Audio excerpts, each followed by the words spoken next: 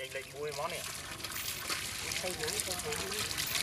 អរេដងបើជីបានដូចចេះទាំងអស់ហើយមិនដឹងសុបាយចិត្តប៉ុណ្ណាវាគឺថាទៅជីគេមួយថ្ងៃទីហ្នឹងអត់ចេញបាទអត់ចេញហើយបើចេញទៅក៏មិនចេញល្អអញ្ចឹងណាបាទអូខេបាទខ្ញុំកាលណាខ្ញុំបាទសូមក្រាបថ្វាយបង្គំព្រះដេចគុណមីឡែមដែលជាប្រជាអធិការនៅវត្តត្រៃរតនារាមនៅទីក្រុងឡូវែលរដ្ឋម៉ាសាជូសេតបាទសូមប្រកេនដំណឹងដល់ព្រះដេចគុណថាព្រះដេចគុណបានឧបត្ថម្ភជាដងទឹកស្អាតមួយមកជូនប្រជាពលរដ្ឋក្រីក្រ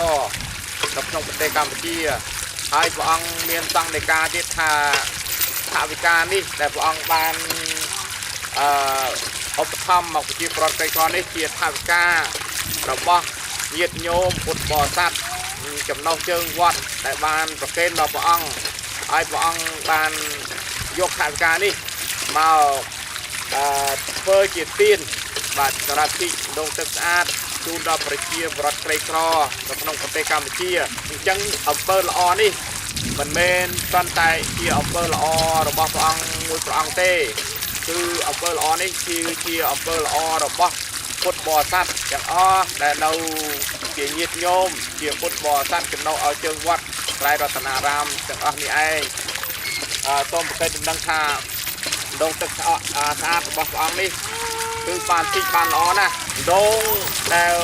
ទាំងអស់ដែលយើងធ្លាប់ជីកមានតែដងមួយនេះទេខាងនេះមកជាបុណ្យបារមីរបស់ព្រះអង្គហើយបានតែដងនេះចេញទឹកជាគេបាទអង្គឃើញចេះឃើញមើលចាស់តែទឹកថ្លាល្អហើយចេញនោះចេញខ្លាំងជាងគេជាងដងទាំងអស់ដែលយើងជីកលើកនេះដងជាង10ជាងគាត់និយាយថាមានតែដងនេះទេដែលចេញទឹកល្អជាងគេ